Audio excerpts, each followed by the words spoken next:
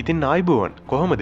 ඔන්න අද අපි කතා කරන්න යන්නේ 2019 වර්ෂයේ තිරගතුණු බ්‍රයිට්බර්න් කියන ඇක්ෂන් ඇන්ඩ් සයි-ෆයි මූවි එක.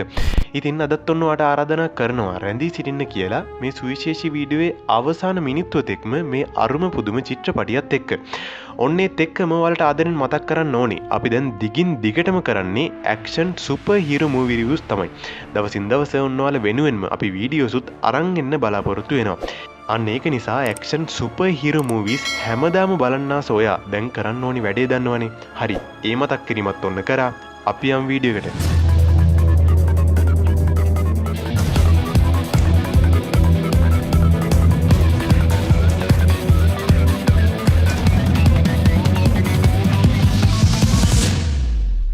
ඉතින් මේ චිත්‍රපටිය පටන් ගන්නේ දෙන්නෙක් ඇඳෙහි නිදාගෙන සිටින දර්ශනයකින්.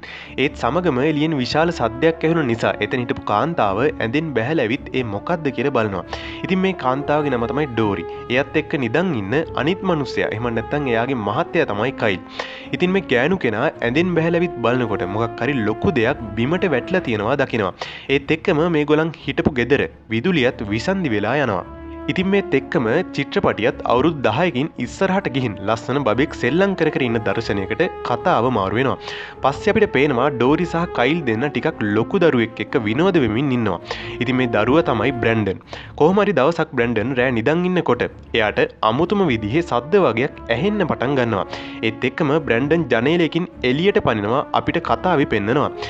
ඉතින් මේ සද්දේ ඩෝරිටත් ඇහුණ නිසා එයත් ඇඳෙන් නැගිටලා එළියට එනවා. ඉතින් මේ වෙලාවේ ඩෝරිට දැනෙනවා එයාගේ පිටිපස්සෙන් කවුරු හරි ගියා කියලා. ඒත් එක්කම ඩෝරි පිටිපස්සේ හැරිලා බලද්දි එයාලගේ ගෑරේජ් එක පැත්තෙන් අමුතු සද්ද වගේක් ඇහෙන්න පටන් ගන්නවා.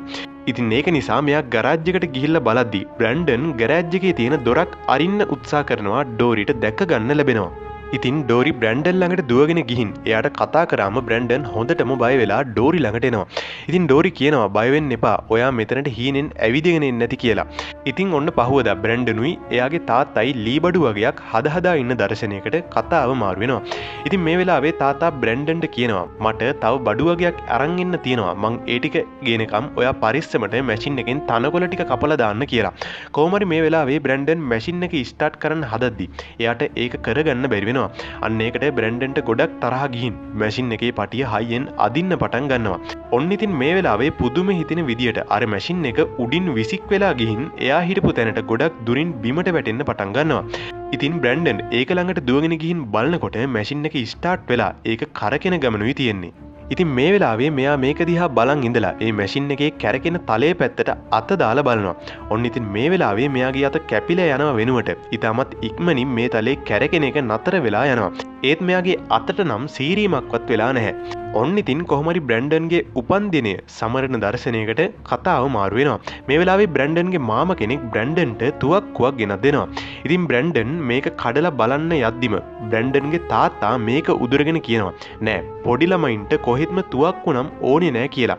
ඉතින් තාත්තා මේ කරපු වැඩේට බ්‍රැන්ඩන්ට හොඳටම තරහ ගිහින් සාදේ එතනම නවත්තලා ගෙදර යනවා. ඔන්න ඉතින් තවත් දවසක් උදා වෙලා බ්‍රැන්ඩන් එක්ක එයාගේ අම්මයි තාත්තයි කැම්පින් එකකට එළියට ගිහින් ඉන්න දර්ශනයකට කතාව මාරු වෙනවා. ඉතින් එදා රෑත් ඩෝරි ඇහැරිලා බලනකොට බ්‍රැන්ඩන් කූඩාරමේ නැහැ. ඒත් එක්කම බ්‍රැන්ඩන්ගේ ඉස්කෝලේ යාළුවෙක් ඉන්න දර්ශනයක් අපිට කතාවේ පෙන්නනවා. ඉතින් මෙයාගේ ලැප්ටොප් එක ඕෆ් කරලා නිදාගන්න තමයි මේ හදන්නේ. ඒත් මෙයාගේ ලැප්ටොප් එක ඕෆ් කරන්න ඒක ඔටෝම ඔන් වෙන්න පටන් ගන්නවා. ඉතින් ඒකට මෙයා හොඳටම බය වෙලා හයියෙන් කෑ ගහන්න පටන් ගන්නවා. ඒත් එක්කම මෙයා දකිනවා බ්‍රැන්ඩන් නැවිත් මෙයාගේ ජනේලෙ ළඟ ඉන්නවා. ඔන්න ඉතින් කතාවේ ආයෙත් ඩෝරිව ඒ කිව්වේ බ්‍රැන්ඩන්ගේ අම්මව පෙන්නනවා. ඩෝරි ඉතින් මහරෑම බ්‍රැන්ඩන්ව හොයාගෙන කැලයක් මැදින් යන ගමන් තමයි මේ ඉන්නේ. ඉතින් ටෝච් එක ගහලා බලද්දී බ්‍රැන්ඩන් එයාගේ ඉස්සරහටත් ඇවිල්ලා ඉන්නවා ඩෝරිට දැක ගන්න ලැබෙනවා. ඉතින් බ්‍රැන්ඩන් කියනවා එයා වොෂ්රූම් එකට ගියා කියලා. ඔන්න ඉතින් තවත් දවසක් කයිල්ට එයාගේ කුකුල්ලු ටික හයියෙන් කෑ ගහන සද්දයක් ඇහෙන්න පටන් ගන්නවා. ඉතින් කයිල් ගිහිල් බලනකොට බ්‍රැන්ඩන් ටිකක් අමුතු විදියට කුකුල්ල දිහා බලන් ඉන්නවා එයාට දැක ගන්න ලැබෙනවා. ඉතින් කයිල් බ්‍රැන්ඩන්ගෙන් අහනවා ඔයා මොකද මෙතන කරන්න කියලා. ඒත් බ්‍රැන්ඩන් ඒකට කිසිම උත්තරයක් දෙන්නේ නැතිව එතනින් යන්න යනවා. ඉතින් එදා රෑ හැමෝම නිින්දට ගියාම කයිල්ට ඇහෙනවා එයාගේ කුකුල්ලු ටික හයියෙන් කෑ ගහන සද්දයක්.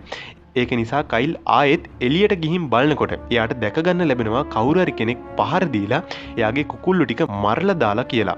ඉතින් කයිල් ඩෝරිට කියනවා මේක නම් කරන්න නැත්තේ වෙන කවුරුත් නෙවෙයි අනිවාර්යයෙන්ම බ්‍රැන්ඩන් තමයි කියලා. මොකද එයා අද හැසුරුනෙත් ටිකක් අමුතු විදියට කියලා. ඒත් ඉතින් ඩෝරි නම් මේක කොහෙත්ම පිළිගන්නේ නැහැ. ඉතින් කොහොමරි පහුවදා බ්‍රැන්ඩන් ඉස්කෝලේ ගිහින් එයාගේ යාළුවොත් එක්ක කණ්ඩායම් ක්‍රියාකාරකමක් කරගෙන යන ගමනුයි තියෙන්නේ. ඉතින් ඒ සෙල්ලමේ කලින් දවසේ රෑක අර ලැප්ටොප් එක ඔටෝ ඔන් වෙච්ච යාළුවත් බ්‍රැන්ඩන් එක්ක ඉන්නවා. ඔන්න ඉතින් සෙල්ලම කර කර ඉද්දී ඒ යාළුවගේ අතින් බ්‍රැන්ඩන්ව හදිසියෙම බිමට වැටෙනවා. ඒ යාළුවට බ්‍රැන්ඩන්ව අල්ලගන්න තිබ්බත් එයා නිකමටවත් බ්‍රැන්ඩන්ව අල්ලගන්නේ නම් නැහැ. ඉතින් මේ වෙලාවේ ඒගොල්ලන්ගේ සර් කියනවා ඇයි ඔයා එහෙම කරේ දැන්ම බ්‍රැන්ඩන්ගෙන් සමාව ඉල්ලන්න කියලා. එතකොට ඒ යාළුවා කියනවා මං ඇයි මෙයාගෙන් සමාව ඉල්ලන්නේ මෙයා මානසික අසහනකාරයෙක් කියලා.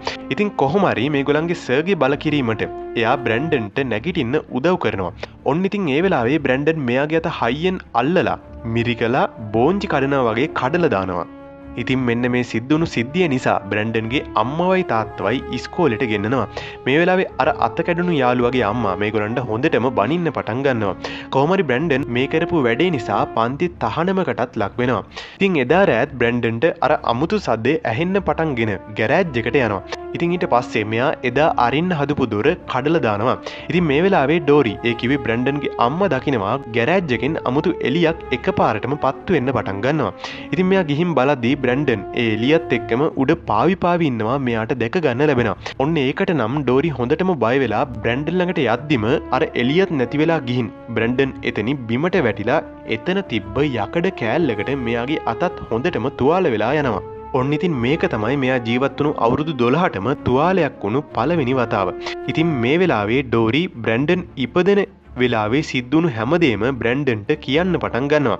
ඉතින් ඇත්තටම බ්‍රැන්ඩන් කියන්නේ එදා අර අමුතු සද්දයක් එක්ක බිමට වැටුණු යානෙන් මේගොල්ලන්ට හම්බ වුණු දරුවෙක්. කොහොම හරි මෙයාගේ මේ අත තුවාල වුණෙත් එදා අර වැටුණු යානේ එක කෑල්ලකට තමයි. ඉතින් මේ සිද්ධිය දැනගත්තට පස්සේ ඔයාලා හැමෝම මට බොරු කළා කියලා බ්‍රැන්ඩන් මෙයාලා එක්ක රණ්ඩු වෙන්න පටන් ගන්නවා. ඉතින් මේ වෙලාවේ මෙයාගේ ඇස් වලින් අමුතු එලියක් විහිදෙන්නත් පටන් ගන්නවා. ඒත් එක්කම මෙයා කියනවා මම මේ හැමදේම විනාශ කරලා දානවා කියලා. පස්සේ ඉතින් බ්‍රැන්ඩන් අර මෙයා අතතුවාල කරපු ඉස්කෝලේ යාළුවාගේ ගෙදරට යනවා. ඒත් ඒ යාළුවා බ්‍රැන්ඩන්ට කියනවා අපේ අම්මා කියලා තියෙන්නේ ඔයත් එක්ක ආයේ වචනයක්වත් කතා කරන්න එපා කියලා. ඒ නිසා ඔයා මෙතනින් යන්න කියලාත් කියනවා. ඉතින් ඊට පස්සේ බ්‍රැන්ඩන්ට හොඳටම තරහ ගිහින් හරි මං ඒක බලා ගන්නම් කියලා එතනින් යන්න යනවා. ඉතින් ඊට පස්සේ ඒක පාරටම පෙන්වන්නේ ආපන ශාලාවක වැඩ කර කර ඉන්න ගෑනු කෙනෙක් ඉන්න දර්ශනයක්. කොහොම හරි මේ වෙලාවේ මේ ආපන ශාලාවේ මෙයා විතරයි ඉන්නේ. ඉතින් ඒක පාරම ඒ ආපන ශාලාවේ ලයිට් ටික පුපුරලා ගිහින් අර ගෑනු කෙනාගේ ඇස් වල ඇනිනවා. ඉතින් මේත් එක්කම බ්‍රැන්ඩන් මෙතනට ඇවිත් ඒ ගෑනු කෙනාවත් මරලා දානවා. ඉතින් බ්‍රැන්ඩන් ඇඳපු අමුතු සංකේත වගේකුත් ඒ ආපන ශාලාවේ ජනෙල් වල තියෙනවා අපිට පේනවා. ඉතින් මෙයා මේ මරලා තියෙන්නේ අර මෙයාගේ යාළුවාගේ අම්මව. ඉතින් කොහොම හරි ඊට පස්සේ දවසේ ඩෝරි මේ වෙන සිද්ධීන් නිසා බ්‍රැන්ඩන්ව එයාගේ නැන්ද කෙනෙක් ගාවට පෙන්වන්න අරගෙන යනවා. ඒත් මෙතනදී මෙයාලා හිතන විදිහේ උත්තර බ්‍රැන්ඩන්ගෙන් නම් ලැබෙන්නේ නැහැ. කොහොම හරි එදා රෑ බ්‍රැන්ඩන් මේ නැන්දගේ ගෙදරට යනවා. ඇවිත් බ්‍රැන්ඩන් නැන්දට කියනවා අද මං උදේ ඔයත් එක්ක කතා කරපු කිසිම දෙයක් කිසිම කෙනෙක්ට කියන්න නම් එපා කියලා. එහෙම වැරදිලා හරි කිව්වොත් ඔයාට ගොඩක් නරක දේවල් වලට මුහුණ දෙන්න වෙයි කියලාත් කියනවා. ඉතින් කොහොම හරි නැන්ද ඒකට හා කියලා ගෙට ගිහින් දොර වහගෙන නිදා ගන්නවා. ඒත් බ්‍රැන්ඩන් අමුතු වෙස්මූණකුත් දාගෙන ඒ නැන්දගේ කාමරයට වෙලා හැංගිලා ඉන්නවා. ඉතින් මෙන්න මේ වෙලාවේ එයාගේ මහත්තයා ඒ කිව්වේ බ්‍රැන්ඩන්ගේ මාමා ගෙදරට එනවා. ඉතින් මාමට බ්‍රැන්ඩන්ව අහුවෙලා එයාට හොඳටම තරහ ගිහින් බ්‍රැන්ඩන්ව ගෙදර එක්කන් යන්න හදනවා. ඉතින් මේ වෙලාවේ බ්‍රැන්ඩන් කියනවා මේ වෙච්ච දේවල් ගෙදර මිනිස්සුන්ට නම් කියන්න එපා කියලා. ඒත් ඒ මාමා කියනවා නෑ මං අනිවාර්යයෙන්ම කියනවා කියලා. ඔන්න ඉතින් ඒකට බ්‍රැන්ඩන්ට හොඳටම තරහ ගිහින් මාමට පැත්තකට විසික් වෙලා යන්න ගහලා එතනින් අතුරුදන් වෙලා යනවා. ඉතින් මේ වෙනකොට ඇත්තරම මේ බ්‍රැන්ඩන්ට අතුරුදන් වෙන්න පියාඹන්න වගේම ඇස් වලින් ලේසර් විදින්න වගේ අමුතු විදිය බලයන් ගොඩක් තියෙනවා. ඉතින් මේකට බ්‍රැන්ඩන්ගේ මාමටත් හොඳටම තරහ ගිහින් එයාගේ වාහනේත් අරගෙන බ්‍රැන්ඩන්ව හොයාගෙන පස්සෙන්ම යනවා. ඔන්න ඉතින් කොහොම හරි ටික දුරක් යද්දිම මෙයාගේ වාහනේ නවතිනවා. මේ වෙලාවේ මෙයා දකිනවා බ්‍රැන්ඩන් මෙයාගේ වාහනේ ඉස්සරහා උඩ පාවි ඉන්නවා. කොහොම හරි මේකට හොඳටම බය වෙලා මෙතනින් යන්න හැදුවත් මෙයාගේ වාහනේ ස්ටාර්ට් වෙන්නේ නම් නැහැ. ඉතින් මේ වෙලාවේ බ්‍රැන්ඩන් මෙයාගේ වාහනේ උස්සගෙන ගිහින් උඩ ඉඳන් පහළට විසික් කරලා දානවා. ඉතින් මේ වෙලාවේ බ්‍රැන්ඩන්ගේ මාමත් එතනම මැරිලා යනවා. ඉතින් පස්සේ බ්‍රැන්ඩන් එයාගේ ලාංඡනයකුත් ඒ ලේවලින් පාර දිගේ අඳිනවා. කොහොම හරි මේ වෙලේ බ්‍රැන්ඩන් ගෙදර එන්න හොඳටම පරක්කු නිසා ඩෝරා සහ කයිල් දෙන්නම හොඳටම කලබල වෙලා ඉන්නේ. ඉතින් මේ වෙලාවේ බ්‍රැන්ඩන් ෂර්ට් එකකුත් නැතුව බෑග් එක විතරක් කරේ එල්ලගෙන ගෙදරට එනවා. ඉතින් ළමයි වගේක් කරදර කරපු නිසා එයාට එන්න බැරි වුණා කියලා බොරු කියලා බ්‍රැන්ඩන් කාමරයට යනවා. ඉතින් ඩෝරිට සහ කයිල්ටත් තේරෙනවා මේ වෙලාවේ මෙයා බොරු තමයි කියන්නේ කියලා. කොහොම හරි මේ වෙලාවේ ඩෝරිට කෝල් එකක් එනවා එයාගේ මල්ලි. ඒ කිව්වේ බ්‍රැන්ඩන්ගේ මාමා නැති වෙලා කියලා. කොහොමරි පස්සේ මේගොල්ලන් දැනගන්නවා එදා රෑ බ්‍රැන්ඩන් මාමලාගේ ගෙදරත් ගිහින් තියෙනවා කියලා. ඉතින් බ්‍රැන්ඩන්ගේ තාත්තට ඒ කිව්වේ කයිල්ට හොඳටම තරහ ගිහින් මේ ගැන බ්‍රැන්ඩන්ගෙන් ප්‍රශ්න කරන්න පටන් ගන්නවා. එතකොට ඉතින් බ්‍රැන්ඩන්ට තරහ ගිහින් කයිල්ට පැත්තකට විසික් වෙන්න ගහලා එතනින් යන්න යනවා. ඉතින් මේ වෙලාවේ බ්‍රැන්ඩන්ගේ අමුතු හැසිරීම නිසා කයිල් සහ ඩෝරි දෙන්නම හොඳටම බය වෙලා ඉන්නේ.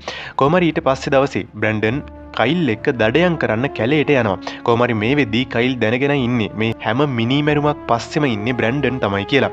ඒක නිසා මේ ප්‍රශ්නේ අදින් ඉවරයක් කරන්න ඕනි කියලා හිතලා බ්‍රැන්ඩන්ට කැලේ මැද්දේදී වෙඩි තියලා දානවා. ඒත් ඉතින් වෙඩිල්ලේ සද්ද විතරයි. බ්‍රැන්ඩන්ට සීරීමක්වත් වෙන්නේ නැහැ. ඔන්න ඒකටත් බ්‍රැන්ඩන්ට හොඳටම තරහ ගිහින් තමාව පොඩි කාලේ ඉඳන් හදා වඩා ගත්ත තාත්තවත් ලේසර් කිරණ පාවිච්චි කරලා එතනම මරලා දානවා. ඔන්න ඉතින් මේ වෙලේ බ්‍රැන්ඩන්ගේ ගෙදරට පොලිසියෙන් ඇවිත් ඩෝරිට අර මාමා මැරුණු තැන බ්‍රැන්ඩන් ඇඳපු සලකුණේ ෆොටෝ එකක් පෙන්නලා අහනවා. මේක මොකක්ද කියලා දන්නවද කියලා. දැනගත්තත් ඩෝරි ඒක නම් මන් දන්නේ නැහැ කියලා පොලිසියට කියනවා.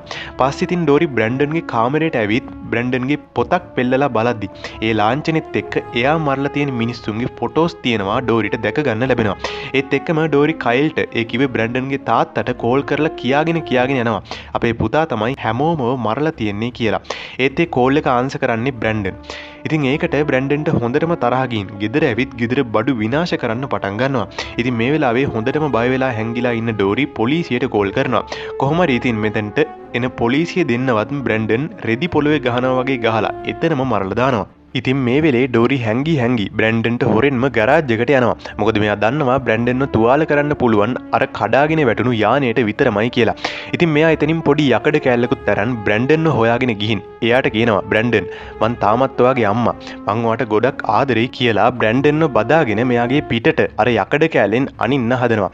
ඒත් අනින්න කලින් මේක දැකලා බ්‍රැන්ඩන් මෙයාගේ අත හයියෙන් අල්ලගන්නවා. ඉතින් ඊට පස්සේ හොඳටම තරහ ගිහින් බ්‍රැන්ඩන් ඩෝරිවත් අරගෙන උඩට පියාඹලා ගිහින් ඩෝරි එතනින් පහලට අත හැරලා දානවා. ඉතින් බ්‍රැන්ඩන්ගේ අම්මත් ඩෝරිත් එතනම මැරිලා යනවා. ඉතින් මේත් එක්කම ආසේ ප්ලේන් එකක් යනවා පෙන්නලා බ්‍රැන්ඩන්ගේ ගෙදර පෙන්නන දර්ශනයකට කතාව මාරු වෙනවා. ඉතින් මෙයාගේ ගෙදරට මගින් 268ක් එක්ක ප්ලේන් එකක් කඩන් වැටිලායි තියෙන්නේ. කොහොම හරි මෙතනට ආපු පොලිසිය හිතන්නේ මෙතනට වැටුණු ඔක්කොම මැරිලා බ්‍රැන්ඩන් විතරක් ඉතුරු වෙලා පණ පිටින් ඉන්නවා කියලා. ඉතින් මේ ගුවන් යානේ අර බ්‍රැන්ඩන්ගේ ලාංඡනෙත් ඇඳලා තියෙනවා අපිට කතාවේ පෙන්නනවා. ඔව් ඉතින් මේකත් බ්‍රැන්ඩන්ගේම වැඩක් තමයි. ඉතින් මේත් එක්කම බ්‍රැන්ඩන් බිස්කට් එකක් කකා වාහනයක් උඩ වාඩිලා ඉන්න දර්ශනයක් පෙන්නලා මේ මූවි එක හිතුවේවත් නැති විදිහට මෙතනින් ඉවර වෙලා යනවා. එහෙනම් ඔන්න අදට අපි මෙතනින් නවතිනවා. තවත් ලස්සන මූවි එකකින් අපි ඉක්මනට මුණ ගැසෙමු. ජය වේවා.